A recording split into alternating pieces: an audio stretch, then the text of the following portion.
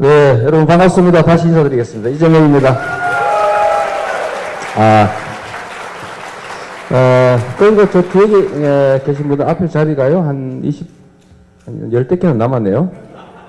앞으로 오십시오. 앞에 빈자리 꽤 있어요. 네, 여러분, 여수에서 만나 뵙게 돼서 정말 반갑습니다. 지금 시간이 2시 11분인데, 주일에 교회 안 가시고 뭐 하시는 거예요? 네. 요새 세상이 좀 거시기하죠? 좀 거시기한데, 이럴 때일수록 우리가 거시기 해야 되겠죠? 같이 거시기 한번 해보도록 하겠습니다. 별로 안 웃어주네. 말에 느낌이 없어서 그렇죠. 원래 남의 거 뺏기면 좀 그럽니다. 자, 오늘 여러분들한테 주최 측에서 어떻게 준비했는지 모르겠는데, 여러분들이 질문이나 의견을 말씀하실 기회를 갖도록 할게요.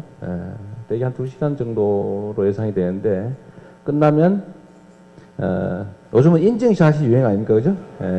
인증샷도 하고, 또 가끔 보면 제가 쓴 책 사인해달라는 분도 계셔서 그 시간을 끝나고 잠깐 갖도록 하겠습니다. 저는 시간 많이 있어요. 저는 시간 많이 있으니까 가급적 이따가 손도 한번 잡아보고 사인도 좀 하고 인증샷도 좀 하고 그런 시간 가지면 좋을 것 같아요. 그리고 제가 여러분들한테 소위 강연이라고 하는 걸 다니면 참 쑥스럽습니다. 제가 뭐 여러분보다 더 많이 아는 것도 없고 좀 그렇잖아, 그죠? 그리고 특히 오늘 제가 뭔 얘기를 하면 저는 제가 하는 얘기는 아무런 학술적 근거도 없고 하기 때문에 절대 논문에 인용하거나 이러면 안 됩니다. 강의가 아니기 때문이죠. 강연. 강연이라는 강의도 아니고 연출도 아니고 연극도 아니고 그 중간쯤 되는 거다 그런 뜻인데 재미있게 우리가 교감하는 자리로 활용하면 좋을 것 같아요. 제가 가급적 호남 쪽보다는 뭐 경남, 경북, 뭐 충청 이런데 좀 우리 민주 진영 입장에서 보면 좀 소외됐다고 할 수 있는, 좀 외롭다고 할 수 있는 지역 중심으로 좀 강연을 다녔었는데, 제가 그러면서 그때 드린 말씀이 그런 거죠. 우리가 여기서 뭘 특별히 배워서 학술적으로 뭐 이렇게 우리의 인식의 깊이를 뭐 깊게 하려고 하는 게 아니라 정말 우리가 이렇게 살아있는 사람이 내 옆에 가까이 있구나라는 걸 느끼면서 자신감을 회복하는 과정이어야 된다. 제가 그 말씀 많이 드렸어요. 우리가 이렇게 살아있구나. 나 혼자 외롭게 싸우는 게 아니라, 외롭게 고민하는 게 아니라, 많은 사람들이 나와 같은 생각을 가지고 현장에서 나보다 또 더 치열하게 열심히 하고 있구나. 나도 열심히 해야지. 이런 자신감을 좀 회복하자는 그런 말씀도 많이 드렸는데, 여러분, 여기 모이신 분도 마찬가지죠? 우리가 원하는 세상 있지 않습니까? 저는 세상에 우리가 원하는 것 단순하다고 생각해요. 뭐 어려운 말 동원할 거 없이 이 세상이 가지고 있는 자원과 기회라고 하는 것은 유한하죠. 이렇게 뭐 무제한으로 있지 않습니다. 근데 이 자원과 기회를 이 사회 구성원이 좀 공정하게, 공평하게 나눠 갖는 거예요. 그 공평한 기회를 통해서 공정한 경쟁이 가능한 사회가 되면 모든 사람들이 꿈을 가질 수가 있습니다. 열심히 하는 사람이 많은 걸 얻겠죠. 열심히 좀 덜 하면 덜 얻겠죠. 이렇게 공정한 기회를 통해서 공정한 경쟁이 가능한 사회가 되면 그 구성원들은 열심히 할 수밖에 없고 열심히 해야 또 재미가 있고 그러면 그 사회가 가지고 있는 가능성, 기회, 자원들이 최대한 효율적으로 사용되면 그 사회 전체가 또 발전하게 됩니다. 그런데 이 사회가 삐끗하면 이렇게 되죠. 삐끗하면 소수가 많이 가져버려요. 인간은 이 욕망의 동물이잖아요. 그냥 가만 놔두면 막 끊임없이 가지고 싶어요. 꼭 소금물로 갈증을 해소하는 것처럼. 꼭 소금물 먹는 사람처럼. 이게 왜 갑자기 왜 이러지? 별로 마음에 안 드나 본데 내가? 꼭 소금을 먹는 것처럼 자꾸 먹으면 먹을수록 갈증이 생겨요. 제가 경험해본 바에 의하면 재산이 많으면 많을수록 욕심이 커지더라고요. 점점. 이게 많이 가지면 욕심이 적어지는 게 아니고요. 가질수록 더 많이 가지고 싶어요. 나 없어 가지고 있으면 그 한 대밥 가지고 겨우 먹고 사는 사람들과 뺏어가지고 백석 채우고 싶은 거예요, 사람 마음이. 근데 그거는 개인이 나빠서가 아니라 인간의 본연이죠. 동물들은 원래 자기 살아남아야 되고 하니까, 조용히 해라, 얘. 살아남아야 되니까 많이 갖고 싶은 거 그냥 뭐 자연스러운 거예요. 그건 개인을 비난할 바가 아닌데, 문제는 우리가 같이 모여 살면서 사회 정치 구조라고 하는 걸 만들지 않습니까? 그걸 만들면 그 정치라고 하는 것이 사회 시스템이라고 하는 것이 하는 본질적 역할이 바로 그런 개인의 원초적 욕망을 절제시키는 거예요. 조금만 가져라. 이 정도면 됐어. 힘 세다고 자꾸 그러면 되겠니? 경주하는데 넌 자전거 타고 있고 너는 자가용 가지고 있으니까 1km 경주하는데 너는 아무것도 가진 거 없으니까 그냥 맨발로 뛰고 너는 차로 달리고 해라. 그렇게 하고 싶겠지요. 못하게 하는 게 바로 정치고 행정이고 제도고 나라죠. 그런데 이게 무너지면 그 사회의 가능성이 점점 줄어들게 됩니다. 제가 오면서 이덕일이라는 역사학자 아세요? 그 고생하는 사람 있다고 그저께인가 점심을 같이 먹었어요. 저하고 비슷해가지고 내가 보니까 그 역사학계에서 소위 민족사학 하시는 분인데 거의 뭐 또라이로 몰리고 있더라고요. 재판까지 걸려가지고 재판에 끌려다니고 있던데 그분이 선물 하나 해줘가지고 제가 정도전각 그의 시대인가 그 책을 보다가 내려왔어요. 우리가 거기서도 공감하는 것처럼 이 사회가 언제나 이 기득권자들이 말썽입니다. 기득권자들이 더 갖고 싶거든요. 그런데 뭔가 힘이나 재산이나 가지면 행사하기가 더 쉬워지잖아요. 끌어모으기가 더 쉬운 거예요. 그래서 경쟁을 해도 경쟁이 게임이 안 되는 거죠. 그래서 약자들은 계속 뺏기는 거예요. 약자들은 조금씩 뺏어요. 근데 뺏기는 사람들은 조금씩 뺏기지만 뺏는 사람은 많은 사람한테서 뺏어서 소수가 가지니까 많이 늘어나요. 이게 재미있거든요. 근데 이 욕망을 정치나 권력이 절제를 시키지 못하면 소위 말하는 억강, 강자들을 눌러주지 못하면 부약, 약자들을 부추겨주지 못하면 이게 완전히 기울어져 가지고 특정 소수가 거의 대부분을 갖는 사회가 됩니다. 그러면은 체제의 위기가 오죠. 체제의 위기는 아주 단순해요. 그 사회가 가지고 있는 기회 가능성을 소수가 독점하면 위기가 오는 겁니다. 왜냐하면 그 구성원들이 열심히 안 해야지. 이제 아니 해도 소용도 없고 농사지을 땅도 없고 농사 지어봐야 다 뺏기는데 뭘로 열심히 하겠어요. 불평 불만만 이렇게 쌓여 올라오죠.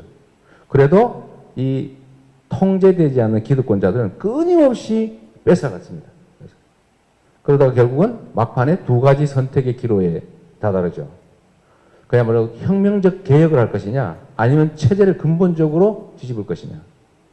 그래서 이게 정말로 기득권층이 나름 절제하고 지도층이 지도력을 발휘해서 그거 좀 도로 내놔라, 도로 뺏어, 도로는 이렇게 해서 약간의 공평함을 유지하면 그 사회가 다시 부흥하거나 유지되는 것이고 그 실패했다 그러면 결국은 근본이 뒤집어지죠. 역사적으로도 보면 그런 것 같아요. 이 기회라고 하는 게 독점됐을 때 그 나라가 망했어요. 옛날에는 농경사회니까 그죠? 농경사회 최대 자원은 뭐예요? 땅이죠, 땅. 이 땅을 원래 농사 짓는 농민들이죠. 자영농, 농민들이 작게나마 자기 땅 가지고 자작하면서 나라에 세금 내고 있을 때는 나라가 흥해요. 그게 무슨 균전법이니 뭐 어쩌고저쩌고 하는 거죠. 의무도 공평하게, 뭐 균역, 뭐 이런 거, 병력이라든지 노무 이런 거 공평하게 부담하던 시대는 흥했어요. 근데 이걸 통제하는 정치 권력이 무능하거나 또는 부패해가지고 이 힘센 사람들을 통제하는 것을 놓치거나 아니면 힘센 사람들하고 손을 잡고 약한 사람들을 뺏어 갔는데 동조하는 순간에 자꾸 생산 수단이라고 할 수 있는 농지가 한쪽으로 몰리죠. 몰리면 막판에 농민들이 다 길거리를 돌아다니게 됩니다. 그러면 그 농토들이 가지고 있는 생산성이 떨어져요. 왜냐하면 100평의 땅을 한 명이 99평 가지고 다 차지하고 99명이 한 평 가지고 나눠가지고 막 꼬물꼬물 하고 있는데 그 100평의 자원이 효율을 발휘하겠어요? 결국은 그 사회 전체적으로도 생산성도 떨어지고 활력도 떨어지고 그렇게 되면 결국은 엄청난 개혁을 하지 않은 한 결국은 뒤집어지는 거죠. 그러면 새로 또 어떤 사람이 시작하죠. 야 여러분 이거 안 되겠습니다. 한번 뒤집어 봅시다. 그래가지고 소위 역성혁명이라고 하는 게 일어나고 새로운 왕조가 생기는데 처음에는 나라가 흥하는 이유는 단순해요. 공평하게. 그러다 이게 어느 순간에 또 무너지죠. 그럼 또 체제가 바뀌어요. 그래서 우리 사회도 이런 위기 상황에 사실상 직면한 거 아니냐. 너무 많은 사람들이 기회를 잃고 있어요. 너무 많은 것들을 특정 소수가 갖고 있습니다. 그런데 그 추세가 점점 심해지고 있어요. 지금 경제가 어렵다는데 경제는 순환이잖아, 그죠? 돈이 돌아야 되는데 돈이 어디 재벌 대기업 창고에 가서 썩고 있어요. 우리 1년 총생산이 한 1600조 뭐 대충 그쯤 되는데 1100조 원이 사내 유보금이라 그래서 투자도 안 되고 금고에 쌓여 있어요. 계속 그 중에 10대 재벌, 뭐 30대 재벌, 이번에 10대 재벌이 뭐 550조인가 늘어났, 500조에서 550조로 30몇 조가 또 늘어났대요. 1년 만에. 그러니까 이런 식으로 계속 늘어나니까 이 돈이 어디 가요? 동네에 돌아야 경제가 순환이 되는데 창고에 쌓여서 썩고 있어요. 사람으로 따지면 피가 온몸에 이렇게 다 돌아야 되는데 심장에 다 모여가지고 심장은 자꾸 커지고 있는데 이 손발 끝에는 피가 안 돌아가지고 막 썩고 있어요. 그래서 제가 이름을 붙여줬어요. 심장비대 말단괴사증이라고. 심장 입장에서는 좋을 거예요. 나 정말 내가 살찌네. 쌓이는 거 보니까 막 숫자가 막 늘어나고 얼마나 기분 좋아요. 꼭 적금 통장 볼 때 숫자 늘어나는 기분. 문제는 지도 언젠가는 죽겠죠. 자기도. 바닥이 무너지면 그 위에서 어떻게 살아남겠어요? 자기도 쓰러지겠지. 지금 이런 상태가 되고 있는데 문제는 이걸 개선하는 길은 이미 정해져 있어요. 이 상태를 되돌려야 되는데 되돌리길커녕 계속 한 길로 쭉 가고 있죠. 어떻게? 노동, 고용, 유연화 쉽게 자르게 하자. 비정규직 좀 늘리자. 그뿐인가요? 그 노동시간 늘리자. 평균임금 계산, 소위 야간 연장 근로수당, 휴일 근로수당 계산하는 통상임금을 좀 더 줄이자. 쉽게 말해서 연장, 야근, 주말 휴일 근로 시키기 쉽게. 이런 걸 노동개혁입법이라고 막 총력으로 밀어붙이고 있어요. 더 나빠지겠어요? 좋아지겠어요? 국가 전체적으로 나빠지는 걸 세상이 다 알고 있는데 속이고 있는 거죠. 그 가진 사람, 특정 소수들한테 창고에, 현금 창고에 좀 더 쌓으라고. 나라 망하지만 상관이 없다는 거죠. 자꾸 우리 수업 중에 그런 엉뚱한 짓 하지 마세요. 자꾸 들고 그런 거지 마. 동답. 감사합니다. 네. 그래서 우리 사회의 제일 심각한 문제는 이 기회 불공평, 불평등이다. 이 불평등을 해소하는 게 가장 중요한 일이죠. 전 세계적으로 이 현상은 똑같은데 우리나라는 좀 특이한 요소 때문에 심하죠. 남북 분단이라는 것 때문에 그렇습니다. 남북 분단. 우리나라 안에서 분단으로 제일 득보는 데가 어디 같아요? 이 분단 상황. 예? 누구? 미국. 미국은 국제적으로, 미국, 중국, 일본 다 분단으로 득보는 사람들이죠. 무기 팔아먹고, 핑계 대면 한번 국내 이런 환경으로도 써먹고, 우리나라 안에서. 이정현이. 이정현이라고 하면 내가 정치적 중립의무에 위반되는 수가 있으니까 내가 그렇게 말 못하겠고. 하여튼 이 사회 기득권 그룹들은 좀 몰린다 싶으면, 야, 큰일 났다. 저기 쳐들어온다, 저거. 이렇게 할 수 있고. 좀 미운 놈 있으면, 저 북한하고 똑같네, 저거. 색깔이 저래, 저. 표정이 저 보니까, 북한하고 닮았네요. 빨갱이 냄새가 좀 나네. 북한 좋아하시는구나. 북쪽을 많이 쳐다보고 있네, 주로. 이런 식으로 정치적 탄압을 할 수 있는 수단으로 쓸 수 있기 때문에 사실은 기득권 집단들, 소위 보수의 탈을 쓴 기득권 집단이 가장 득을 많이 보죠. 분단체제. 그래서 가장 분단체제를 공고화시키는 데서 이익 보는 집단도 거기지만 또 다르게 표현하면 통일이라고 하는 게 별로 메리트가 없는 집단이기도 하죠. 통일 안 하고 싶어요. 하면 무슨 핑계 대고 살 거야 도대체. 그러니까 이 나라가 좀 우리 사회, 우리나라가 말로는 민주주의 국가 아닙니까? 민주주의의 가치의 핵심이 뭐예요? 자유와 평등과 인권과 평화 이런 거 아니겠어요? 근데 자유와 평등이라고 하는 건 사실은 등가의 가치를 가지는 건데 제대로 된 자유가 제대로 된 평등으로부터 오죠. 실질적인 내용상의 평등이 있어야 실질적인 자유가 옵니다.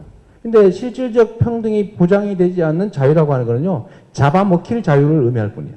잡아먹을 자유, 잡아먹힐 자유된 거죠. 근데 우리나라는 어때요? 평등 얘기를 하면 바로 빨갱이로 몰았어요. 공평하게 얘기하면 바로 의심을 받아. 그 사람들 공평하게라고 말을 못해. 그러면 다르게 우회해서 삥삥삥 돌려서 얘기를 해야 돼요. 응? 이상하게. 공평, 평등 이런 말 하면 안 돼요. 그러니까 점점 이 자유라고 하는 게 왜곡이 돼가지고 방종으로까지 폭력적 수단으로 변질돼 버린 거예요. 그게 자유입니까? 힘센 자들의 자유만을 의미하게 됐죠. 그러니까 우리 사회는 전 세계가 가지는 문제보다도 거기 더하기 남북 분단에서 오는 이 비정상 상태가 우리 사회 문제를 더 심각하게 만들었죠. 그러니까 우리의 삶이 더 어렵고 힘든 겁니다. 전 세계에서 이 부의 불평등, 이게 제일 심한 게 미국이고, 다음 2등이 한국이라는 거 아니에요? 그 다음 OECD 국가 중에서 노동시간당, 그러니까 계산을 해보니까, 노동시간은 장시간 기준으로 멕시코 다음 2등이에요. OECD 중에서. 그리고 시간당 임금을 계산해보니까, OECD 평균의 3분의 2밖에 안 돼요. 3분의 2밖에. 이른바 죽어라고 하고, 임금은 평균치의 3분의 2밖에 안 되는 거예요. 그러니까 이 엄청나게 많은 사람이 우리나라 사람들 얼마나 열심히 합니까? 그죠? 똑같은 일을 해도 얼마나 많이 배웠어요? 뭐 거의 전원이 대학을 나왔는데 부지런하죠. 능력 있죠. 많이 배웠죠. 이런 사람들을 마구 그 장시간 노동으로 부려먹고 월급은 3분의 임금은 3분의 2밖에 안 줬는데 거기서 생기는 혜택은 다 어디로 간 거예요 도대체? 어디 갔어요? 재벌 창고에 금고에 다 들어가 있죠. 근데 이게 수단이 안 되다 보니까 점점 나빠지고 이 어려운 와중에 또 쥐어짜려고 그런 이상한 개혁의 이름으로 자꾸 괴롭히죠. 그래서 이게 우리 사회에 정말 미래를 암담하게 한 상황이 벌어진 겁니다. 우리 여러분 젊은 분들 되게 많이 오셨는데 애 낳은 거 후회되는 분도 계실 거예요. 그죠? 이 중에 분명히 나 애 안 낳을래 하는 분도 꽤 있을 거예요. 어떻게 사람이 원래 사람의 욕망의 가장 근본적 욕망이 뭐예요? 정적 번식. 그 번식이 아니고 보존. 어제 아시는 긴 아는데 좀 저열하다서. 그래, 보이기는 저는 그래 안 보이시는데. 아까 보니 직함도 상당히 높고, 여수 지역장? 지방장? 여수 지방의 짱이다, 그죠? 와이즈면 여수 지방의 짱, 이런 농담입니다. 이 종족 보존, 모든 생물체의 가장 근원적 욕망인데, 여기서 생겨나는 욕망이 이제, 예를 들면 이런저런 욕망들이 있죠. 어떻게, 자식을 안 낳기로 맘먹는다는 게 말이 됩니까? 왜 그래 됐을까? 우리는 다 알고 있는 이유죠. 과거로부터 전쟁 때도 그렇고, 원시시대에도 그랬고, 아무리 어려운 상황에도 우리 기성세대는 자식 세대, 다음 세대에 대해서 꿈이 있었습니다. 나보다는 더 나은 삶을 살겠지. 실제로 더 나은 삶을 살았어요. 새로 생기는 신규 세대들도 그렇게 믿었고 실제로 그렇게 실행이 됐습니다. 언제나 나아졌죠. 그러니까 내가 지금 현재 상태 아무리 어려워도 내 다음 세대는 나보다는 더 나은 삶을 살 것이다 라고 하는 확고한 그 믿음이 있었기 때문에 애를 5도 낳고 우리 어머니처럼 막 9도 낳고 요즘은 좀 덜 낳긴 합니다만 애를 낳은 거예요. 그리고 내 인생을 다 바쳐 투자하죠. 가르치고 먹이고 재우고 가르치고 그럼 또 나아지니까. 근데 지금 어떻게 됐어요? 지금 이 믿음이 완전히 역전됐습니다. 어떻게 됐냐? 기성세대들도요. 우리 세대들도 저도 애들이 지금 대학 다니는데 하필 또 남자예요. 골치 아프 죽겠어요. 장가 어떻게 볼지. 이거 어떻게 살까? 내가 맨날 고민이에요. 기성세대들은 우리 다음 세대들이 나보다 나을 것 같지가 않은 거예요. 막 걱정이 태산이에요. 대학 마치는 데까지 돈이 2억 7천인가 든대잖아요. 통계적으로. 대충. 이거 학술적으로 인용하면 안 됩니다. 어쨌든 2억 몇천이래. 그런데 그것까지 가르치면 그러면 그 다음에 해결이 되냐? 요새는 취업이 안 돼요. 그나마 전에는 취업은 좀 됐어요. 취업이 안 돼. 취업이 된들 비정규직이에요. 언제 잘릴지 몰라. 그러니까 결국은 마음속으로 마음 먹은 게 뭐예요? 애 낳지 말자. 애 낳지 말자. 뭐 공무원도 너무 어려우니까 뭐 몇천 명 뽑는데 10만 명 오고 이러니까. 그래서 저희가 성남시에 구급 공무원 뽑는데요. 옛날에 제가 대학 들어갈 때는 구급 공무원 시험 보면 원래 고등학교 졸업하고 대학 안 가는 사람들이 가던 데가 원래 공무원이죠. 근데 지금은요, 서울에 소위 인서울, 소위 이름 있는 대학 사람들이 들어옵니다. 제가 경력을 한번 봐요. 이렇게 보면. 학력, 요새는 얼마나 들어오나. 거의 대부분 여자고, 남자도 없어요. 남자도 밀려가지고. 거의 대부분 여자고, 학력이 전부 다 서울 안에 있는 유명한 대학 출신들이 거의 대부분이에요. 구급 공무원. 이거 그 사회 인재들이 공무원 하면 됩니까? 안 됩니까? 나라 망하는 거예요. 근데 그것도 무지하게 어렵죠.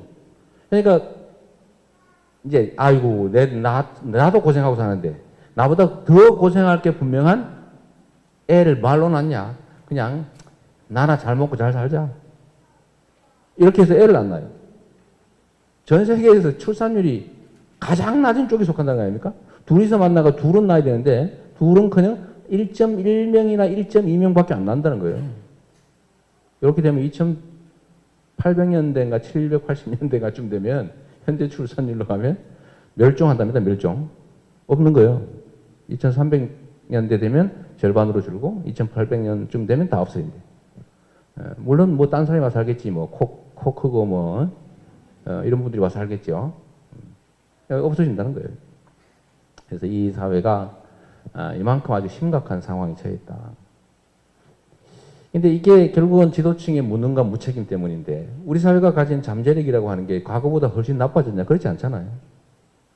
우리의 삶이 점점 나빠졌는데 우리 사회 전체의 부가 줄어들었냐? 아니죠. 계속 늘어났어요. 근데 왜 우리의 삶은 점점 나빠질까? 저는 지도자들의 무능함과 무책임, 소수의 독점 때문이라고 얘기합니다. 확실하죠. 다 어디 갔을까요? 누군가의 손에 들어가 있죠. 그리고 이게 지금 제가 아까 얘기한 그 정도전과 그의 시대, 거기도 나온 얘기지만 우리 사회가 저는 지금 구한말 같은 느낌이 드는 거예요. 정말로 위험한 시대다. 이 사드 얘기를 들어보면 아주 간단한데 원래 나라가 망할 때는요. 이 지도층들의 무능함이 쌓여서 나중에 무책임해지고 부도덕해지고 그 다음에 국내는 무너지고 국제적으로 휘둘리는 상태가 옵니다. 국제적으로. 특히 한반도는 그렇잖아요. 이 대륙 세력과 해양 세력이 부딪히는 중간에 탁 위치하고 있어요. 이 중간에 이 위치한 그 소위 지정학적인 아주 참 곤란하기도 하고 또 한편으로는 기회이기도 한 곳이죠. 이게 기회일 수도 있고 위기일 수도 있는데 이게 기회가 되느냐 위기가 되느냐는 사실 그 안에 사는 사람들의 주체적인 능력과 의지의 문제죠. 그 무능하고 무책임한 인간들이 자기 잘 먹고 잘 살려고 여기 붙었다가 저기 붙었다가 오빠 좋아 그랬다가 이쪽 아니야 왔다 갔다 하고 이 짓 하면 어느 순간에 짜보라 들어가지고 여지가 하나도 없는 그야말로 전쟁의 국제적인 국가 간 경쟁의 장으로 우리 땅을 내주는 꼬라지밖에 안 되죠. 그런데 그게 아니고 이쪽이 요구하면 이쪽 핑계대고 이쪽이 요구하면 이쪽 핑계대고 왜 이러세요? 우리도 입장이 난처한데 이쪽 편들어버린다 확 성질나면 또 이쪽이 그러면 좀 살살합시다. 우리 요거 좀 줘. 저쪽이 이거 달라는데 니는 뭐 줄래? 이렇게 강단을 가지고 입장을 명확하게 해서 우리 중심으로 행동하고 판단하면 엄청난 기회가 되는 겁니다. 이 보스포러스 협의라고 하는 게 유럽과 아시아가 충돌하는 곳인데 똑같잖아요. 근데 그 엄청나게 흥할때가 있었죠. 그 지역이. 우리도 마찬가지인데 지금 구한말에 딱 그 짝이 났죠. 이 고려가 망할 때도 똑같았어요. 고려가 망할 때도 어쩜 그걸 똑같습니까? 이 왕족들은 무능하고 기득권자들은 욕심은 끝이 없고 원나라에 붙을 거냐 명나라 붙을 거냐 이거 가지고 싸움질 하다가 망해가는 쪽에 붙어가지고 속된 말로 개기다가 망해버리죠. 이 구한말에도 비슷하잖아요. 이게 왕이 얼마나 무능했으면 세상에 을사조약인지 뭔지 쓰면서 마지막에 하나 추가해야 되잖아요. 일본에서 가져온 그 원안, 야, 사인해라. 이렇게 빈칸에 갔는데 그 중에 한 조문 추가했대요. 뭘 했냐? 조선 왕족들의 안위와 비용을 보장할 것. 그거 하나 넣었대요, 유일하게. 지들 혼자 잘 먹고 잘 살아보겠다고. 예. 하여튼 그 구한말에 하는 짓들이 무능하고 무책임하니까 국민들은 먹고 살기 어렵고 힘들고 그 중에 또 다 뺏어가지고 무슨 문중이 다 갖고 이런 상황에서 결국 뭐 했어요? 국민들이 힘들어 죽겠다고 하니까 들고 일어났어요. 이 제압이 안 되니까 청나라 군대 불렀다가 청나라 군대 오니까 일본 군대 왔다가 저 길을 다다닥 싸워가지고 결국은 일본의 꼴깍으로 먹혀버렸잖아요. 지금 이 사드가 다 비슷한 짝이 났습니다. 지금 이 사드라고 하는 게 싸가지 정말 기가 막히는 일인데 혹시 어떻게 생각할지 모르겠는데요. 이게 미국의 압력 때문에 어쩔 수 없이 한 거냐? 뭐 그런 측면도 있겠지 당연히. 뭐 미국이야 당연히 한반도에 뭐 하고 싶겠죠. 뭐 중국, 소련 감시막 만들고 이러면 좋지요. 그럼 그 전 정부는 이런 압력을 안 받았을까요? 하다못해 이명박도 압력을 받았는데 버틴 거예요. 그전에는 안 했지 않거든. 그때도 하라고 했죠. 그런데 한번 잘 생각해 보십시오. 이번 총선 전까지는 한 해 만에 말이 많았어요. 총선 후에 보니까 갑자기 한다고 확 해버렸어요. 제가 여기서 이걸 봤습니다. 저는 물론 그 결정을 한 의도를 객관적으로 증명할 수는 없지만 저는 추측할 수 있죠. 분석할 수 있는데 다른 건 몰라도 이거는 맞는 것 같아요. 지금까지는 남북 분단이라고 하는 것을 자신들의 정치적 입지를 강화하고 정치적 지지를 유지하는데 많이 써먹었어요. 이상하게 선거 때만 되면 북한 애들이 깜짝깜짝 그러네. 에? 급기야 어느 때 보니까 야, 이 총 좀 쏴주라. 100억 줄게. 이것도 했던 거 아닙니까? 총풍 사건이라고. 아니 그냥 야 도발 좀 해줘. 우리가 막 총질하고 싸우는 모양을 한번 하게. 그냥 공짜는 못 해주겠다. 그러니까 돈 줄게 그러면 이거 하다 잡혔잖아요. 근데 이번에 어떻게 됐어요? 개성공단도 없애버리고 저게 얼마나 큰 노력의 성과물입니까? 에? 그거를 철수해버렸어요. 그리고 뭐 탈출한 사람들이 막 비행기 타고 오는 것도 막 보여주고 말했는데 결과가 어떻게 됐어요? 아무 상관이 없을 뿐만 아니라 부작용이 생겨요. 부작용이. 이거 또 우리를 뭘로 알고 이용해 먹는구나. 장난치는구나. 이렇게 해가지고 결과가 그 사람들이 기대한 거 완전히 다르게 나버렸어요. 그래서 제가 보기에는 이제 남북 분단 대치라고 하는 거를 이용해가지고는 너무 많이 써먹어가지고 식상해서 유효한 수단이 못 된 거예요. 그래서 다음 단계로 더 센 약을 쓰기로 한 것 같습니다. 더 센 약이 뭐냐? 진짜 위험하게 만들어보는 거예요. 진짜 위험하게. 사드를 배치를 하면 중국이 열받을 거 아닙니까? 그러면 중국하고 미국이 막 부딪힐 거 아니에요? 그럼 북한하고 한국은 거기 덩달아서 부딪히겠죠? 이번 사드 배치로 제일 득본 데가 어디입니까? 북한이에요. 누구야? 공부 많이 하시나 봐요? 네. 북한. 이 사드 배치를 하면서 중국이 열을 확 받은 거 아니에요? 그래가지고 대북 제재가 공조가 무너지고 있어요. 북핵 미사일을 막겠다고 사드를 배치했는데 이 사드는 고고도 미사일 종말 방어 시스템이에요. 미사일이 날아가면 이 끝에서 잡는 거예요. 근데 이 정도는 돼야 되는데 거리가 한반도는 남북 거리 다 합쳐도 이거밖에 안 돼. 그래가지고 고고도 미사일을 쏘면 안다. 지나가 버려요. 그러니까 이 효과가 없는 거예요. 그래서 뭐라고 핑계를 대냐? 이렇게 쏜다고 주장한 거예요. 이렇게 쏘는 걸 막아야 된다? 혹시 북한이 미치가 이렇게 쏠 줄 모른다? 이렇게 쏘면 안 되니까. 말이 안 되잖아요, 그죠? 근데 결국은 이렇게 나와버렸죠. 성주, 칠곡 이런 데다 사드를 설치하면 방어할 수 있는 커버리지 영역이 충북까지밖에 안 된다. 수도권은 제외다. 그림이 나왔어요. 그림이 나왔죠, 이렇게. 방어 한계선. 수도권은 전혀 커버가 안 돼요.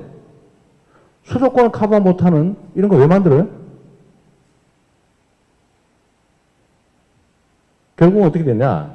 북핵 미사일을 막기 위해서 했다고 말은 했는데 북한은 핵 미사일 개발을 하는데 국제적 압박으로부터 중국이 물러나기 시작한 거예요. 북한만 좋아졌어요. 대한민국의 안보를 강화한 게 아니라 대한민국의 안보를 훨씬 더 위험하게 만들었죠. 그러면서 나보고 이런 얘기하면 종북이라 그래요. 그래, 종북이다. 그러면 너희들은 뭐냐고 뭐. 너희는 이적행위 하는 거냐? 응? 간첩이냐? 제가 이 간첩 얘기 나와서 그런데 간첩 이 참 우리나라도 이게 문제죠. 아무나 보면 간첩, 종북 막 이러니까 다 도망갔어요. 저한테도 어느 날 간첩이라고 몰기 시작하던데 종북이라고. 제가 그래서 이걸 정면 돌파를 한번 했어요. 저보고 어디 청소회사에 용역 줬다고 저보고 나눔 환경이라고 청소 노동자들이 만든 협동조합에다가 청소 용역을 주니까 그 사람들이 돈 뜯어먹을 일도 없고 자기가 자기를 하니까 일도 열심히 할 거 아닙니까?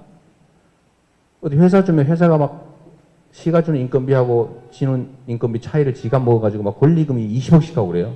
그래서 제가 그걸 없애버리려고 청소 노동자들한테 이렇게 줬는데 그 조합원 70명 중에 2명이 통합진보당 당원이 들어있다고 종북의 자금줄이라고 저를 몰더라고요. 무려 3년을 몰았어요. 2012년부터 2015년까지 계속 저를 종북. 결국은 제가 서울중앙지검에 소환당했어요. 종북의 자금줄 정황 포착한 듯. 이게 채널A의 그 중계 제목이었어요. 생중계에서 저를. 그래서 제가 가서 마지막으로 이 끝장을 놔야 되겠다. 그전에도 내가 아까 그랬지만 생중계도 하고 그럴 거야 뻔히 알아서 저는 이제 그때 완전히 보내려고 한 거예요. 그래서 그때가 제가 그랬죠. 편집 불가능한 짧은 문장으로 길게 하면 자꾸 편집하니까 짧게 이렇게 말했어요.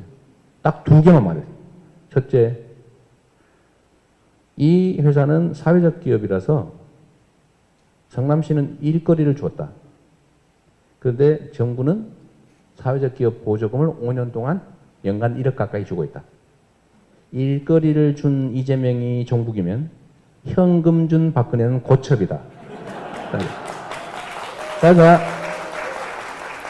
고정간첩이다. 뭐 열받았겠죠? 그러고 난 다음에 그 일은 이제 없애버렸어요. 절대 그 얘기 안 해. 절대. 제가 잠시만 얘기고요. 하여튼 이 북한, 이 남북 대치 안보 문제를 정말로 정치적으로 악용하는 집단들. 정말로 안보를 해치고 평화를 해치고 통일을 멀게 만드는 그러면서도 끊임없이 상대방을 안보를 침해하는 종북, 빨갱이 이렇게 모는 이 자들이 정말로 종북이죠. 그죠? 근데 이 사드 문제도 제가 보기에는 대한민국을 중국과 미국, 좀 크게 보면 미일, 중소, 이 해양 대륙 세력이 충돌하는 이 큰 톱니바퀴 같은 데다가 한반도를 던져 넣어버린 거예요. 그리고 거기서 자기들의 기득 권력을 유지하기로 마음먹은 거죠. 지금 엉망진창이 되고 있죠. 좀 나쁜 사람들 아닙니까? 어쨌든 우리 현재 상태는 이렇게 심각한 것 같아요. 이거 그냥 이 상태로 계속 가면 딱 구한말짝이 나게 돼 있습니다. 여기에 결국은 한반도가 강대국들의 전장터로 전락할 거예요. 싸워도 꼭 자기들 땅에서 안 싸우고 여와 싸우잖아요. 야, 여기서 우리 싸워서 끝장 봐버리자. 자기들 피해 없으니까. 이렇게 될 가능성이 많죠. 불균형이 심화되고 불평등이 심화돼서 사람들이 희망을 잃어버리고. 그래서 이걸 우리가 바꿔야 되겠죠. 이제 바꾸려고 우리가 모인 거죠. 그죠? 우리가 바꾸는 법. 이제 바꾸는 법을 연구해야죠. 이 바꾸는 게 사실은 제도적으로는 정치죠.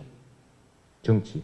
근데 그나마 우리 사회가 87년 그 대투쟁을 통해서 1인 1표의 형식적이나마 민주주의 체제를 만들었어요. 이 1인 1표 정말 무서운 겁니다. 1인 1표주의가 뭐예요? 숫자 많으면 장땡이야.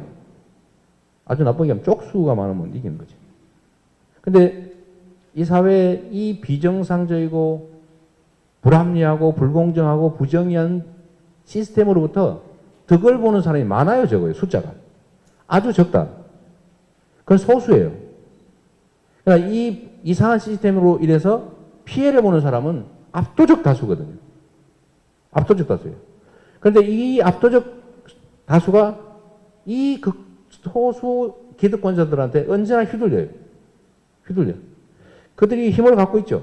조직과 돈과 권력과 뭐 다 가지고, 언론 다 가지고 있죠. 그러나 우리는 가진 게 없어요. 대신에 뭐가 있어요? 숫자가 있습니다. 숫자가. 이 숫자를 누가 많이 동원하느냐로 결판 나는 거죠. 그런데 우리한테는 무력감이 있어요.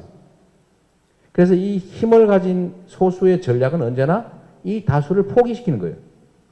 에이, 내가 해서 뭐가 되겠어. 우리가 뭔 힘이 있다고. 에이, 집에 가자 그냥. 다 포기하게 하는 거죠. 그리고 또 싸움시켜요. 우리는 왜 작은 차이를 이렇게 크게 느끼는지 몰라. 섬세해서 그럽니까? 이상해요. 이 소위 기득권자들은요, 막 싸우다가도 먹을 걸 보면 막 언제 싸우냐는 듯이 꽉 그냥 절대로 안 헤어져. 그죠? 싸우다가도 딱 실제로 이익이 생기거나 자기들의 세력에 문제가 생기면 진짜 단결 잘합니다. 뭐 언제 그랬냐는 듯이. 근데 우리는 열심히 하다가도 막 저 앞에 고지가 바로 여기인데 고지 바람돼서 저놈은 저 기분 나쁘네. 에이, 니 혼자 해, 나 갈래. 왜 이럴까요? 뭐 이유는 있죠. 기득권자들은 이 시스템을 이용해서 자기 해먹으려고 하는 이기적인 인간들이에요. 그러니까 그게 먹고 사는 길이라서 거기서 자기 먹을 게 생겨요. 그런데 이 공리를 추구하는 사람들은, 공공의 이익을 추구하는 사람들은 자기 개인적 이익 때문에 하는 게 아니라 이상 때문에 하는 거예요. 그래서 자기 이상과 안 맞으면 이익 때문에 뭉치는 일은 없어요. 오히려 그것 때문에 안 하지. 그래서 보수는 해먹다가 부패해서 망하고 소위 진보는 분열로 망한다. 꼭 그렇다는 게 아니라 그렇더라라는 얘기가 있어요. 그러면 우리의 작전도 분명해지는 거죠. 분열하지 말아요. 작은 차이를 이겨내는 노력을 해야죠. 차이는 실제로 별로 없어요. 작은 차이를 이겨낸다. 분열하지 않는다. 싸우지 않는다.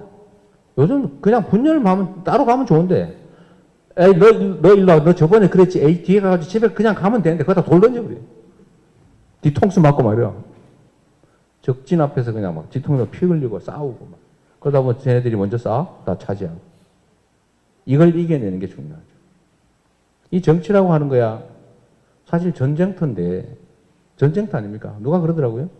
정치는 전쟁과 스포츠의 중간쯤 된다. 땅 따먹기 같은 거죠. 우리 편 많이 만들면 이기는 거예요. 특히 선거 때 투표 많이 하면 이기잖아요. 근데 문제는 투표를 지방선거 할 때 반도 할까 말까 해요. 그죠? 한 55%, 60% 하죠. 투표 안 해요. 대통령 선거에도 한 80몇 프로 이 정도 하죠. 내 일 아니라고 보는 거예요. 특히 그러면 기득권자들이 포기하냐? 아니라 주로 우리 쪽이 포기하죠. 그래서 우리가 포기하지 않도록 우리 스스로 좀 다지고 격려하고 좀 작은 차이 생겨도 좀 이해하고 꼭 좀 그래야 됩니다. 네, 감사합니다.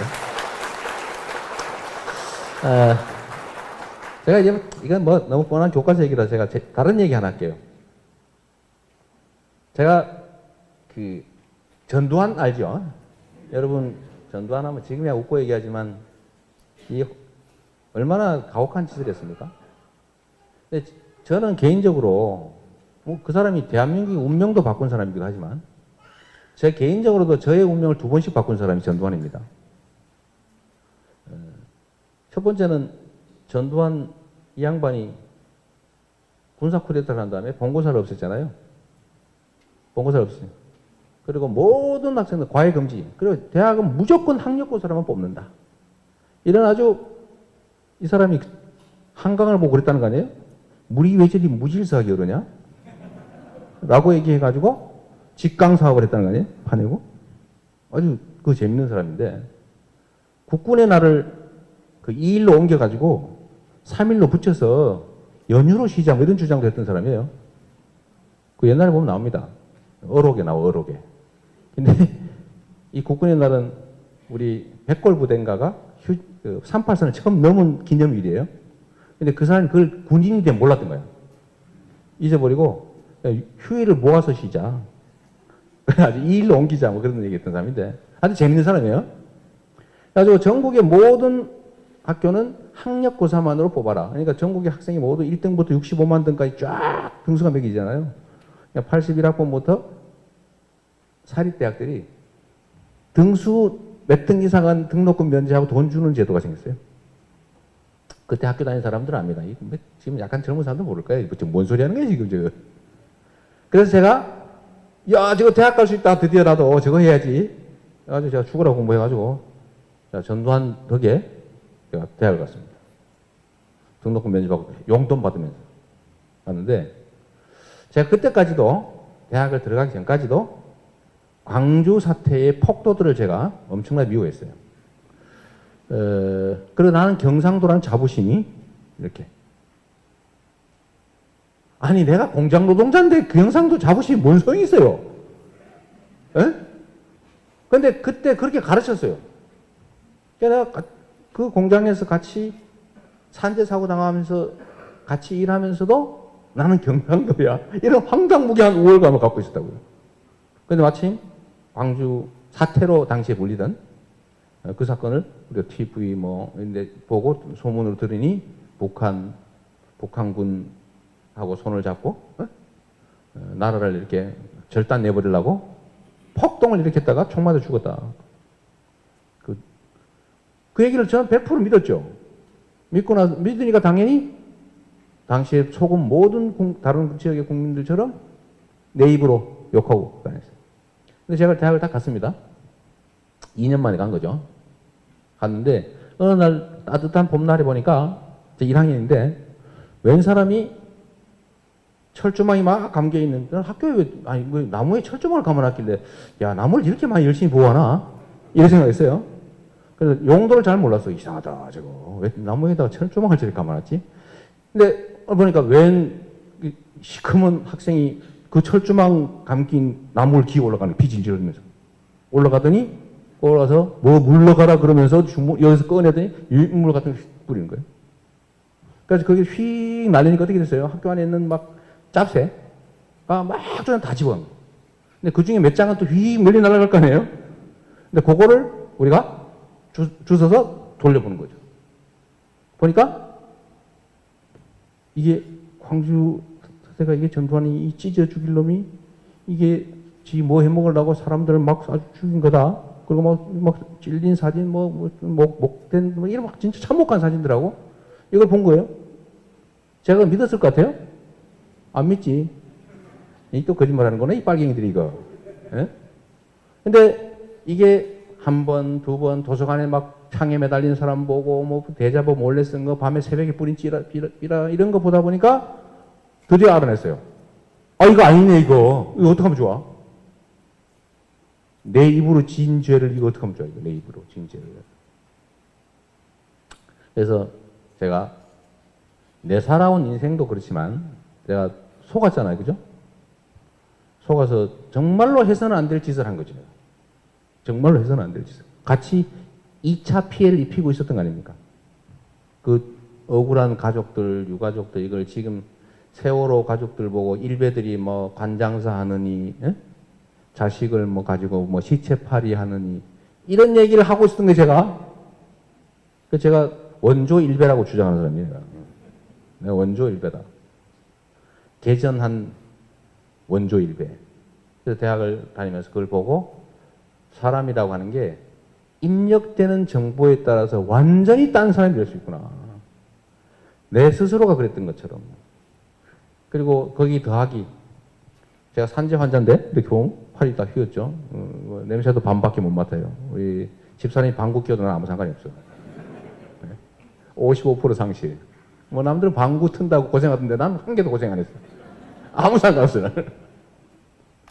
어쨌든 이런 상해를 입을 정도로 고생했지만 나 보상금도 한 푼도 못 받았고 산재 사고 당해서 치료받으면서도 휴업수당 이런 거 안 주니까 뭐 법에 있지만 결근하면 안 주니까 제가 치료받으면서 이거 뭡니까 이거 보조 기부스 보조대 하고 한 손으로 일하러 다녔어요. 제가 대학을 다닐 때도 그 후에도 계속 현장은 그랬죠. 그래서 제가 그때 또 하나 깨달은 게 사람이 잘 살고 못 사는 게 본인의 무능함이나 게으름 때문에 그런 게 아니다. 이게 개인이 잘못해서 그런 게 아니다.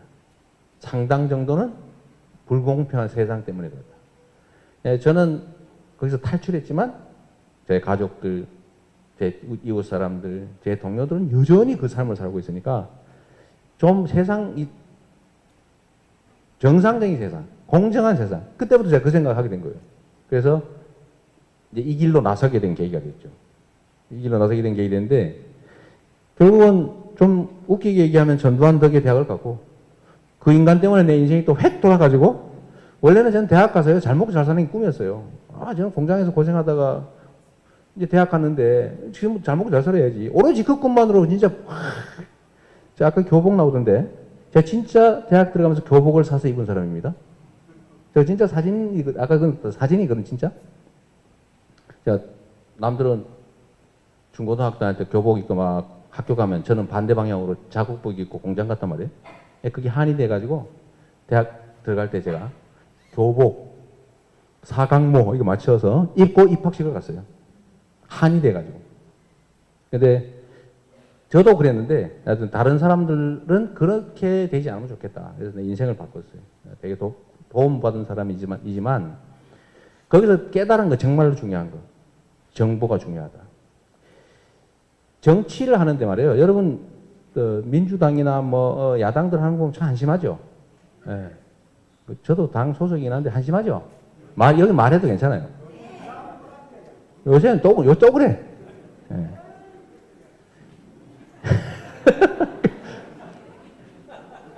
근데 여러분 이거 아셔야 됩니다. 그 정치 체제 또는 정치에 참여하는 정치인들의 잘못이 분명히 있어요. 치열하지 못한 게 있어요. 또 한 가지 이런 게 있습니다. 여러분들은 그 정치인들이 뭘 하는지를 직접 볼 방법이 없어요. 어디를 통해 봅니까? 언론을 통해서 봐요. 언론을 통해서 보는데 이 언론은 저쪽 편을 드는 게 아니라 원래 기득권 그룹입니다. 아주 소수를 빼고는. 그들은요, 객관적인 정보를 전달하는 집단이 아닙니다. 이미 자기들의 정치를 하고 있는 사람들이에요.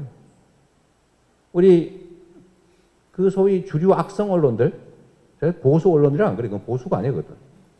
순 거짓말에다가 막 왜곡하고 이게 무슨 언론입니까? 이 주류 악성 언론들은 이미 그들이 지배체제의 중요한 부분이기 때문에 절대로 자기한테 불리한 주장을 전달해 주지 않습니다. 그래서 이쪽에서 좋은 얘기하면요, 안 가르쳐줘. 좀 조금만 이상한 얘기하면 막 뻥튀기가지고 아주 나쁘게 보여줘. 그러니까 이게 애정을 가질 수가 없어요. 제일 심하게는 우리 어머님이 연세가 80이 훨씬 넘으셨는데 제가 명색이 특정 정당 소속 시장이잖아요. 근데 제가 어느 날 가서 대선 투표하기 전에 갔어요. 혹시나 싶어서 말씀을 한번 드려봤죠. 어머니 어떠세요? 이렇게 물어봤더니 어머니 이러신 거예요. 예. 누구는 왜 그리 인상이 안 좋니? 예? 이러는 거예요. 문모씨. 그래서 어머니 그분이 내가 같은 당인데 그건 뭐 아는데 인상이 영 안 좋아. 예. 그 당연하죠. 왜냐면 어머니는 계속 텔레비로 봤는데 보니까 인상 쓰는 걸 많이 본 거야. 근데 다른 분은 이거 화사한 얼굴인가 이런 거 본 거예요. 그래서 비교가 되잖아요. 내용 잘 전달 안 되잖아요. 이미지만 전달이 됩니다. 그러니까 이 왜곡된 거예요. 그럴 정도니 오죽하겠습니까? 그러니까 이 언론이라고 하는 게 절대로 좋은 거 안 보여줘요. 정치인들이 좀 이상한 행동하죠.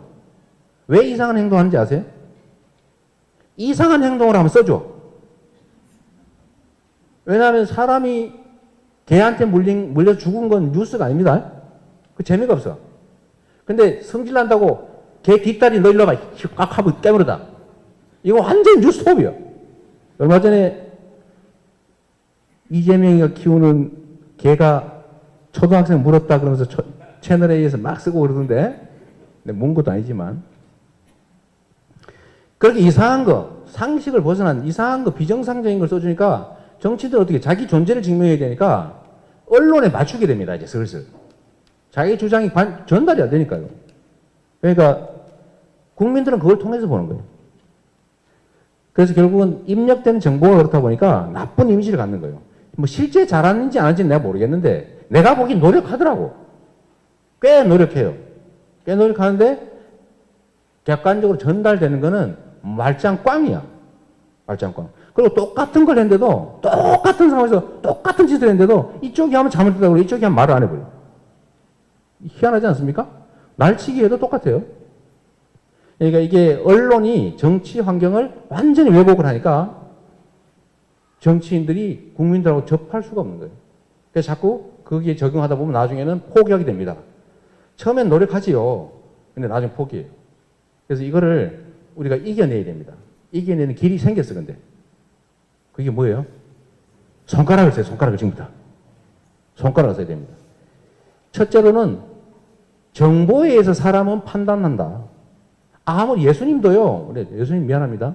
저 교회 다니니까 저를 종교적으로 뭐라 하지 마세요. 예수님이나 부처님 같은 분도 똑같은 정보를 계속 입력하면은 갈 수밖에 없어요. 아니, 불가능하잖아요. 사람은 어떻게 써요? 사람 일정한 정보를 넣으면 반드시 그쪽 변하게 돼 있어요. 그래서 언론을 장악하는 거죠. 쿠데타 하면 제일 먼저 장악하는 게 뭐예요? 언론사부터 장악하는 거예요. 쿠데타 하면 제일 먼저 하는 게 언론을 장악하죠. 그러니까 우리는 여기서 다른 길을 찾아야지. 그래서 제가 SNS 열심히 하잖아요. 여기 되게 SNS에 관계된 분들이 많을 거예요. 그러시죠? 저하고 SNS 친구하고 지금 하고 있는 분, 네, 상당히 많죠? 원래 호남은 SNS 많이 안 해요, 내가 보니까. 해외, 막 경상도, 경북 이런 데 가면 많이 해요. 왜냐면 거기는 말을 할 수가 없잖아, 밖에서. 다 적인데. 말하면은, 그러니까 이거 하고 있는 거예요, 남자. 해외, 그거 아무도 없잖아요. 그냥 다 이거 하고 있어. 근데 호남 이런 데 오면 바깥에서 막 말할 수 있어. 거시도 확 해버려야 되는데, 씨. 맞아. 그러니까 이 필요성이 좀 상대적으로 적어요. 그러니까 많이 안 해요.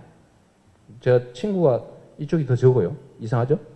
아마 숫자로는 많을 수 있는데 SNS 친구 호남 쪽이 좀 적습니다. 필요하지 않기 때문이죠. 그러나 저는 이 트위터를 어젯밤에도 새벽 2시까지 하다가 지금 누가 그 쪽지 보냈더라고요. 제발 12시 넘으면 좀 하지 마세요. 왜냐하면 그 띵동 이랬잖아. 그래서 내가 무음 처리해 놓으세요. 저 새벽 2시, 1시가 피크입니다. 12시 넘어야 돼요. 피크예요, 피크. 막 죽어라가지고. 그날 못한 거 하루 종일 말로. 이거 한 개를 제가 누르고 쪽지 온 거 답 다 하거든요. 페이스북, 트위터, 뭐 요새 인스타그램도 해요. 카카오 스토리 막. 제가 쪽지 온 거 다 답합니다. 영 안 되면 하트 한 개라도 보내. 어떤 사람이 나보고 이렇게 무성의하게 보낼 수 있습니까? 차단해버렸어요. 차단. 앞으로 대충하지 마. 그 이해가 전혀 없는 거죠. 네? 그래서 성질난다 이거 할 때 뭐 진짜 이거 한 게 하는데 얼마나 힘든데 얼마나 많이 온지 압니까? 근데 다. 근데 이거 하면 막 눈 아프고 막 손가락 떨리고 그러거든요. 제가 내 목숨을 부지하는 심정을 합니다. 네? 목숨을. 제가 대학 갔을 때 그 철조망 칭칭 감긴 이 교내 나무, 이 나무를 피 흘리면서 기어 올라가서 이 유인물 뿌리던 그 선배가 뿌린 유인물 몇 장이나 대중들한테 도달했겠어요. 근데 이게 쌓여서 결국은 87년 민주 항쟁을 거쳐서 대한민국의 민주주의를 국민이 진짜 대통령 뽑는 체제 만들었어요. 그들의 희생 때문에. 이 정보를 전달하는, 다 광주 얘기였죠, 다 그때 다. 이 정보가 조금 전달되면서 확산돼서 결국은 세상을 바꿨죠. 지금도 다를 바가 하나도 없어요. 우리가 잘하면 뭐합니까? 저는 이게 정치하는 사람들 보면 뭐 새로운 아이디어, 뭐 새로운 정책 만든다 그러고 막 경제 정책도 뭐 희한한 이름으로 새로 해보려고 막 그러는데 우리가 정책이 없어서 못합니까? 힘이 없어 못하는 거죠. 첫째는. 두 번째는 의지가 없어 못하는 거예요. 아이디어와 정책은 무궁무진해요. 문제는 전달이 안 되는 거죠. 그래서 우리가 한 명 한 명의 우리 대한민국 주인한테 정보를 전달할 수 있는 루트를 만드는 것은 정말 목숨 걸고 해야 되는 거죠. 우리의 삶을 바꾸고 우리 다음 세대의 삶을 바꾸는 것, 그거는 그냥 정치인 보고 잘해라 하는 것도 중요하지만 더 중요한 것은 사실은 이러하단다 라고 하는 정보를 알려주는 거예요. 제가 선거운동을 해보니까요. 선거 때 나 좀 지지해줘. 좀 지지해줘. 이거 아무 의미가 없어요.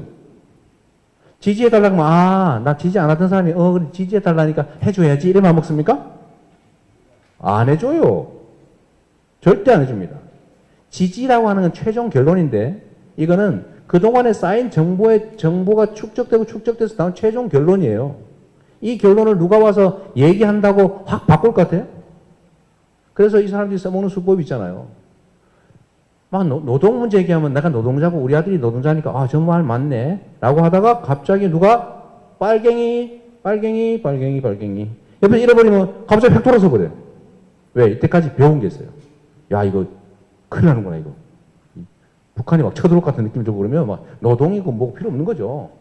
그냥 갑자기 획 돌아서 버려요. 왜냐하면 이때까지 쌓인 정보가 이 안에 머리 밑에 의식 밑에 이만큼 쌓여 있어요. 이거를 바꾸려면은 우리도 그만큼 노력을 해줘야 돼요. 그것도 마지막 순간이 아니라 평소에 조금씩 기회 될 때마다 세상을 바꾸려면 그렇게 바꿔야 되는 거죠. 제가 광주 이게 엄청난 피해였고 고통이고 아직도 남아있지만 그게 대한민국의 이 민주주의의 뿌리가 됐잖아요. 근데 그게 저절로 된 게 아니라는 거죠. 많은 사람들이 정말 온 힘 다해서 알리고 말하고 쓰고 그래서 바뀐 거다. 지금도 우리한테는 정말로 좋은 조건이 갖춰졌는데 그때는 언론 99%가 다 그쪽 편이고 우리가 할 수 있는 게 겨우 길가에다가 담벼락에 쓰는 거야. 담벼락에 쓰고 도망가고 잘하면 유인물 뿌리고 1년 징역 살고 이거 하는데 지금 우리한테는 뭐가 어디 있어요? 요즘 신문 보는 사람 있어요 없어요? 던져주니까 그냥 집에 있긴 하지만 누가 그거 봐요? 전부 다 스마트폰으로 보고 있지. 정보 수집을 뭘로 합니까? 첫 번째는 친구가 보내준 걸 해요. 친구가 보내준 걸 봅니다. 카톡방이니 무슨 카페니 이런 데 들어가가지고 보내주면 그거 봐요. 두 번째로 뭘 봐요? 포털 사이트에서 봅니다. 포털 사이트.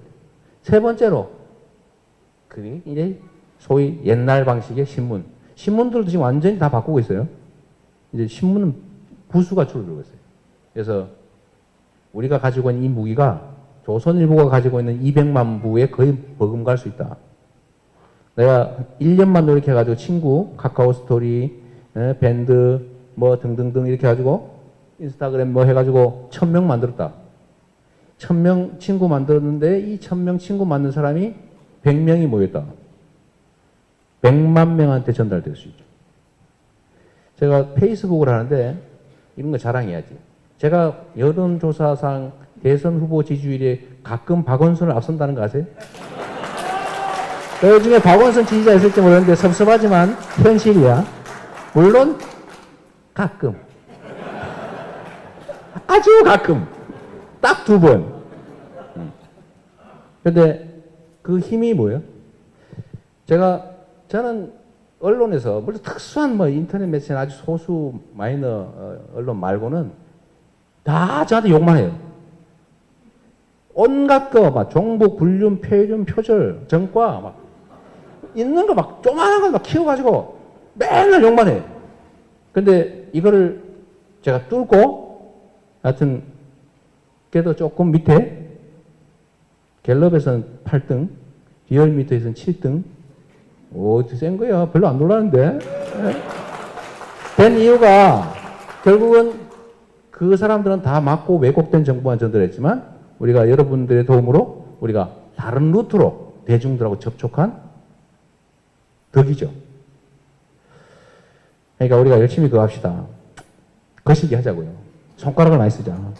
예. 제가 마지막으로요, 이 얘기만 좀 하고 끝내도록 하겠습니다. 질문하실 분 준비 좀 하시고요. 보통 우리가 대한민국 국민이 5천만 명이잖아요.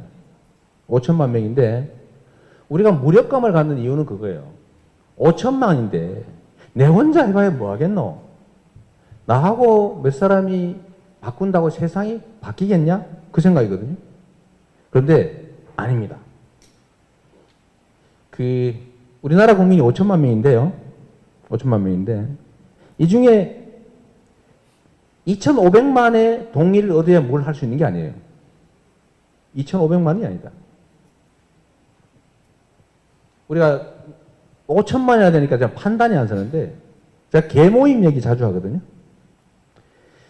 한 집단에는요, 5천만이면 한 개 구성원이 가지는 영향력이 다 5천만 분의 1이라고 보통 생각해요. 그래서 무력감에 빠집니다. 그런데 실제로는 아니에요. 100명이 있다. 예를 들면 100명이 있는데 개를 했다. 뭔가 결정해야 돼요. 동쪽으로 갈까 서쪽으로 갈까 결정을 합니다. 그런데 그러니까 통계적으로 보면 한 3분의 1쯤은 어딜 가도 상관없어요. 그러니까 동쪽 가든 서쪽 가든 빨리만 결정해라. 이런 입장이에요. 3분의 1 정도 보통 빠집니다. 빠지고 동쪽으로 가자 서쪽으로 가자가 팽팽하다. 그러면은 나머지 70명 중에 36명이 동의한 쪽으로 가는 거예요. 36명이 동의하면 그쪽으로 가는 거예요. 100명 중에 36명이 실제로 권력을 갖는 거예요. 그러면 36명은 36분의 1의 권력을 갖느냐? 또 아닙니다. 이 36명 중에 아주 못됐고 성질싸 났고 집요하고 목소리 큰 사람이 있어요. 요 몇 사람에서 편을 먹어가지고 야 이번에 이쪽으로 밀자. 근데 다른 사람들이 아이 그거 아니야. 야, 좀 뭐. 그러면 이거 우리 밤새 이 밤새자. 우리 밥 먹고 그냥 끝내자. 안 돼. 밤새. 뭐 밥은 뭐 밥 먹고 그냥 끝내고 밥 먹자 그냥. 그래서 막 10시, 밤 10시 막 새벽 1시 되고 가면 대부분 집에 가버려요. 그럼 어떻게 되냐? 마지막에 고집심 몇 사람의 뜻대로 결정됩니다. 해봐서 알잖아요. 5천만 명이 모였다 해서 5천만 명이 모여서 결정한 것 아닙니다. 거의 대부분은 결정된 대로 따라요. 그 중에 의견이 다른 집단들이 있어요. 근데 그 중에서도 극소수가 사실은 주장하는 바대로 움직입니다. 그래서 정치라고 하는 게 사실 뭐 집권 세력도 그렇고 뭐 야당 세력도 그렇고 이번에 우리 문재인 후보 좋아하는 분 많으시죠? 이번에 뭐 많이 이렇고 저렇고 하지만 권리당원 33만 5천 명이 당의 운명을 완벽하게 결정해버렸는데 3만 5천 명밖에 안 된다 이 말이에요. 3만 5천 명. 그것도 주력해서 모은 사람들이. 아니 대한민국의 야당 그중에서 제1야당의 당의 운명을 3만 5천 명이 다 결정했다니까요. 3만 5천 명도 다도 아니죠. 그중에 한 2만 명이 한 거지. 2만 명. 2만 명. 근데 그 2만 명을 또 움직이는 걸 보면 이 인터넷이나 앞에나 뭐 SNS 뭐 거기 막 게시판 이런 데서 막 난리 나는데 확 한쪽으로 몰아요. 그러면 대부분 또 그렇게 우우 따라가요. 그러니까 이게 n분의 1이 아닙니다. n분의 1이. 정말로 열정 가지고 행동하는 소수가 대세를 결정해버려요. 특히 요즘은 더 합니다. 자, 이 예도 하나 들어볼게요. 제가 오늘 여기까지 와가지고 여러분들한테 뭐 도움도 안 되는 쓸데없는 얘기긴 하지만 강사료를 현금으로는 받지 않습니다. 고맙다고 생각 안 하세요? 근데 다른 걸로 제가 강사료 비슷한 걸 좀 여러분들한테 부탁하고 할게요. 저도 득 좀 봐야 될 거 아닙니까? 여기 한 200명쯤 될 것 같은데 되게 한 200명 좀 넘겠네. 저한테 강사료는요. 좋아요와 댓글로 부탁합니다. 좋아요와 댓글. 요새 어떤 일이 있냐면 이거 다른 데는 잘 안 가르치고 여러분들한테만 가르쳐 드릴게요. 이상하게 기사에 보면 다음 네이버 등등의 기사 포털 기사에 보면 오프라인은 나오지 않는 신문인데 이 언론사들이 이재명에 관한 이상한 기사를 씁니다. 이재명이 트위터에서 이렇게 썼음 이런 기사를 써요. 왜 쓸까요? 제가 술 사줘서 한 게 아닙니다. 이재명이라고 하는 기사를 쓰면 무조건 클릭을 하는 사람들이 있어. 근데 언론사 입장에서는 특히 인터넷 언론사는 광고를 클릭 한 번에 0. 몇 원 이런 식으로 받는 경우가 많습니다. 클릭이 많이 되면 돈벌이가 됩니다. 그래서 클릭을 올려야 되는데 예를 들면 유승준 나오면 막 유승준 막 쓰잖아, 그죠? 클릭하라고. 근데 이재명 하면은 유승준 수준은 아니지만 클릭하는 사람들이 있어요. 그것도 제가 그냥 놔두지 않아. 이재명 나온 기사는 내가 또 리트윗한다. 보라고. 좀 중요한 기사다. 페이스북에 올리고, 카카오 스토리에 올리고, 심하게는 인스타그램까지 올리고, 막 리트윗을 몇 번 더 해버리고 말이야. 제목 싹 바꿔가지고. 이러면은 또 우리 같은 편들이 이건 뭐지? 그리고 또 내가 부탁한 게 있어요. 리트윗 해라. 막 해요. 그럼 몇만 올라가고. 이게 한 2, 30만 올라가면 회사에서 그 해당 기자한테 뭐 용돈도 주고 그러는데. 어느 회사에 보니까. 왜냐면 클릭하면 돈이 나오니까요. 그 사업 방향이 바뀌었어요. 중앙일보, 조선일보도 전부 다 인터넷판으로 바꾸는 중입니다. 왜냐하면 오프라인 신문 보는 사람보다도 인터넷을 보는 사람이 더 많아진 거예요. 다 그걸로 보고 있거든. 그래서 제가 부탁이 기사를 보면 꼭 공감 눌러라. 그때 댓글 한 개만 써라. 쓰는 게 2개 쓰면 더 좋고. 그 다음에 댓글 쓴 것 중에 공감 댓글을 눌러라. 사람들이 기사를 볼 때요. 제목과 1번 댓글을 먼저 봅니다. 누가 내용 읽어봐요. 제목하고 댓글을 보지. 그러니까 댓글도 먼저 단 게 더 많이 찍히죠. 그냥 기사니까 찍어. 그런데 여러분 잘 보십시오. 오늘 여기 계신 분들만 마음 먹고 그래 하루에 한 번만 이재명 검색해가지고 좋아요 한번 눌러주자. 공감 한번 눌러주자. 마음 먹고 실행을 한다 생각해 보십시오. 지금 다음 네이버 등등에 댓글 많은 뉴스 올라온 것 중에 1000개 넘는 거 봤어요? 못 봤어요? 거의 없습니다. 200~300개만 붙으면 무조건 탑에 몇 번째 안 들어가요. 그러면 거기 댓글 많은 뉴스에 탁 올라갑니다. 링크 됩니다. 그럼 다른 사람이 이것도 뭐야? 이러고 눌러. 그럼 확 확산돼요. 그럼 이 기사 한 개가 수십만, 쉽게는 수백만까지 갑니다. 그러면 조선일보 일면 난 것보다 더 센 거예요. 9시 KBS 뉴스 나온 거와 거의 맞먹어요. 근데 이 쉬운 걸 왜 못하냐? 안 하는 거죠. 그래서 심지어 국정원이 이걸 하고 있잖아요. 그죠? 네? 심지어. 박수 한번 치세요. 우리가 국정원을 못 이기겠네 말이에요. 국정원 직원들 숨어서 해야 되잖아. 몰래. 얼마나 스트레스 하겠어요. 그 뭐 오피스텔 문 잠궈놓고 해야 되는데. 네? 문 잠궈놓고 몰래 하고 있잖아. 근데 우리는 막 해도 되잖아. 그죠? 근데 이런 사람들이 500, 1000, 3000만 됐다. 완전히 장악할 수 있어요. 안 하잖아요. 네이버 한번 보세요. 네이버는 어떤 세력이 의도적으로 장악하고 있습니다. 지겨워서 들어가기 싫어요. 아마 그런 분도 있을 겁니다. 네이버 가면 짜증나. 댓글이 다 욕이야. 그죠? 그래서 안 들어가요. 근데 그게 일부 작전입니다. 네이버하고 다음은 비교가 안 됩니다. 뭐 5대6, 5대1, 6대1 차이가 날 거야. 이 사세가. 들어오는 사람들이. 그러니까 거기는 누가 하자마자 무조건 욕을 쓰는 사람이 있어요. 그래서 잘 보면 댓글 내용이 똑같아요. 긁어 붙이는 겁니다, 이게. 긁어서 붙이고. 근데 이거를 100명만 있으면 한 사람이 기사 한 개에 하나씩만 쓴다. 그러면 300개 되잖아, 그죠? 2~3개 쓸 수 있으니까 한 20개가 쓸 수 있어요. 그러면은 바로 그게 제일 먼저 띄워버립니다. 그래서 보는 사람이 짜증나서 안 보게 돼요. 이거 노림수죠. 그 숫자 많지 않습니다. 내가 보기에는 200명도 안 돼요.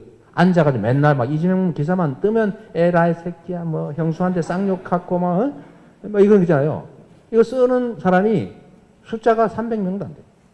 거의 비슷한 똑같은 사람들이에요. 그러니까 이거를 우리가 이길 수 있잖아요. 그 사람들은 숨어서 하는데 우리는 왜 못합니까? 본인이 생각을 그 작은 실전, 손톱만한 실전, 좋아요 한번 손가락 꾹 한번 눌러. 근데 이거 안 합니다. 진짜 안 합니다. 그래서 저는 여러분들은 딱 마지막 부탁이 그거예요. 제발 좋아요 한번 눌러주세요. 감사합니다.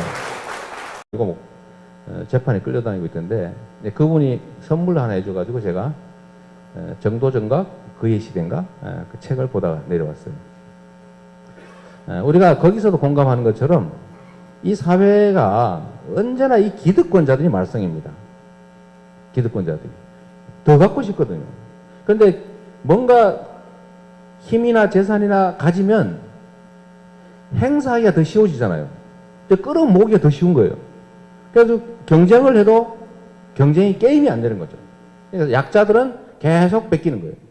약자들은 조금씩 뺏어요. 근데 뺏기는 사람들은 조금씩 뺏기지만 뺏는 사람은 많은 사람한테서 뺏어서 소수가 가지니까 많이 늘어나요. 이게 재미있거든요.